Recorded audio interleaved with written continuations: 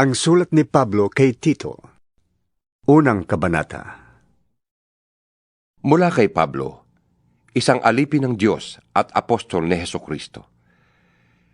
Sinugo ako upang patibayin ang pananampalataya ng mga hinirang ng Diyos, palawakin ang kanilang kaalaman tungkol sa mga katotohanang makapaglalapit sa atin sa Diyos, at bigyan ng pag-asa sa buhay na walang hanggan. Bago palikhain ang sanlibutan, ang buhay na ito'y ipinangako na ng Diyos na hindi marunong magsinungaling. Ipinahayag niya ito sa kanyang salita sa takdang panahon. At ako ang napagkatiwalaang mangaral nito, ayon sa utos ng Diyos na ating tagapagligtas. Sumusulat ako kay Tito, na tunay kong anak sa pananampalatayang ipinagkaloob sa atin.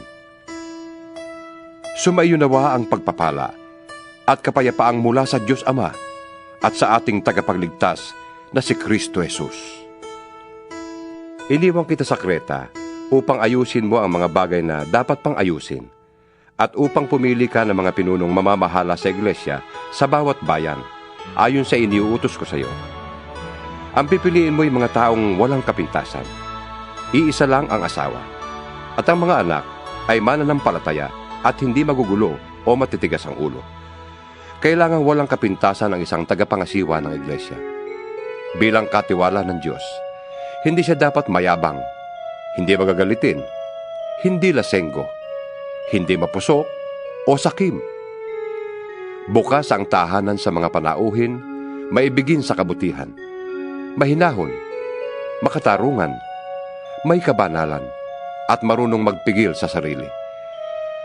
Kailangang matatag siyang nananalig sa mga tunay na aral na natutuhan niya upang ito'y maituro naman niya sa iba at maipakita ang kamalian ng mga sumasalungat dito. Marami ang sumasalungat laban sa mga aral na ito at dinadaya ang iba sa pamamagitan ng mga turong walang kabuluhan. Karamihan sa gumagawa nito ay galing sa Judaismo. Kailangang pigilin mo sila sa kanilang ginagawang ito sapagkat ginugulo nila ang mga pamilya. Kumita lamang sila ng salapi ay nagtuturo sila ng mga bagay na di dapat ituro. Isa na rin sa mga propetang taga-Kreta ang nagsabi, ang mga taga-Kreta ay sinungaling, asal hayop, batugan, at matakaw. Tama ang kanyang sinabi, kaya't mahigpit mo silang pagsabihan upang sila'y mamuhay ng maayos ayon sa kanilang pananampalataya. At huwag nang maniwala pa sa mga alamat ng mga Hudyo o sa turo ng mga taong tumalikod sa katotohanan. Malinis ang lahat ng bagay sa may malinis na isipan. Ngunit sa masasama at di sumasampalataya, walang bagay na malinis sapagkat marumi ang kanilang budhi at isipan. Ang sabi nila'y kilala nila ang Diyos, ngunit hindi naman ito nakikita sa kanilang mga gawa. Sila'y kasuklam-suklam, suwail, at hindi makagawa ng anumang mabuti. Ikalawang kabanata. Ang ituro mo na may ang mga bagay na naaayon sa wastong aral. Sabihin mo sa matatandang lalaki na sila'y maging mahinahon, marangal, mapagpigil sa sarili, at maging matatag sa pananampalataya, pag-ibig at pagtitiis. Sabihin mo sa matatandang babae na sila'y mabuhay na may kabanalan. Huwag maninirang puri, huwag mahilig sa alak. Magturo sila ng mabuti upang maakay nila ang mga kabataang babae na mahalin ang kanilang mga asawa at mga anak. Ang mga kabataang ito'y kailangan ding turuan na maging mahinahon. Malinis ang isipan, masipag sa gawaing bahay, mabait, at masunurin sa kanilang asawa upang walang masabi ang sinuman laban sa salita ng Diyos. Turuan mo rin ang mga kabataang lalaki na maging mapagpigil sa sarili. Sa lahat ng paraan, maging halimbawa ka ng mabuting ugali at maging tapat ka at kagalang-galang sa iyong pagtuturo. Wastong pangungusap ang lagi mong gagamitin upang hindi mapinta sa ninuman ang sinasabi mo. Kaya't mapapahiya ang ating mga kalaban sapagkat wala silang masasabing masama laban sa atin. Turuan mo ang mga alipin na maging masunurin at kalugod-lugod sa kanilang mga amo. Hindi nila dapat sagot-sagutin ang mga ito, o pag nakawang kaya, Dapat silang maging tapat sa lahat ng pagkakataon upang maipakita nila sa lahat nilang ginagawa ang kagandahan ng mga turo ng Diyos na ating tagapagligtas. Sapagkat nahayag na ang kagandahang loob ng Diyos na nagdudulot ng kaligtasan sa lahat ng tao. Ito ang nagtuturo sa atin upang talikdan ang likong pamumuhay at damdaming makalaman. At upang makapamuhay tayo ngayon ng may pagpipigil, matuwid at karapat-dapat sa Diyos, habang hinihintay natin ang dakilang araw na ating inaasahan. Ito ang pagbabalik ng ating dakilang Diyos at tagapagligtas na si Jesucristo. Inihandog niya ang kanyang sarili upang palayain tayo sa lahat ng kasamaan at linisin tayo upang maging bayan niyang masigasig sa paggawa ng mabuti. Ipahayag mo ang lahat ng ito at gamitin mo ang iyong kapangyarihan sa pagpapalakas ng loob at pagsaway sa iyong mga tagapakinig.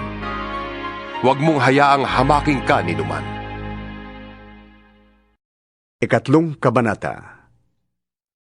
Paalalahanan mo ang mga kapatid na magpasakop sa mga pinuno at may kapangyarihan.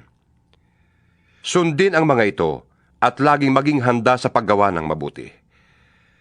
Pagbawalan mo silang magsalita ng masama kaninuman at turuan mo silang maging mahinahon at magalang sa lahat ng mga tao. Noong una, tayo'y mga hangal, hindi masunurin, naliligaw at naging alipin ang sariling damdamin at lahat ng uri ng kalayawan. Naghari sa atin ang masamang isipan at pagkainggit. Tayo'y kinapootan ng iba at sila'y kinapootan din natin. Ngunit nang mahayag sa atin ang kabutihan at pag-ibig ng Diyos na ating tagapagligtas, iniligtas niya tayo. Hindi dahil sa ating mabubuting gawa, kundi dahil sa kanyang habag sa atin. Tayo'y naligtas at muling isinilang sa Espiritu Santo na siyang luminis at nagbigay sa atin ng bagong buhay. Masaganang ibinuhos ng Diyos sa atin ang Espiritu Santo sa pamamagitan ng ating tagapagligtas na si Jesucristo, upang tayo'y gawing matuwid sa pamamagitan ng kanyang kagandahang loob at tayo'y maging tagapagmana ayon sa ipinangakong buhay na walang hanggan.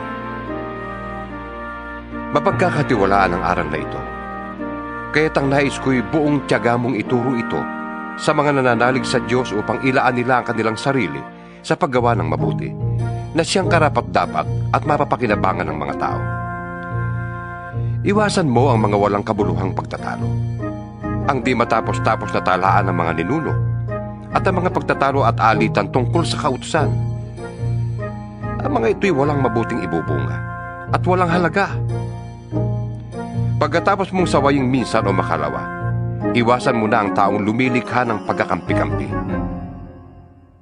Dahil alam mong ang ganyang tao ay masama at ang kanyang sariling mga kasalanan ang nagpapakilalang siya'y mali.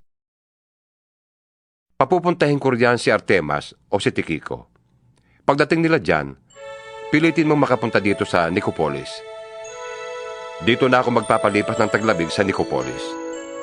Sikapin mong mapadali ang paglalakbay ni na Apolos at ang manananggol na si Zenas. Tiyakin mong husto sila sa lahat ng kanilang kailangan. Turuan mo ang ating mga kapatid sa pananampalataya na gumawa ng mabuti upang makatulong sila sa mga nangangailangan at maging kapaki-pakinabang. Kinukumusta ka ng mga kasama ko dito. Ikumusta mo rin kami sa lahat ng kapatid sa pananampalataya. Pagpalain kayong lahat ng Diyos.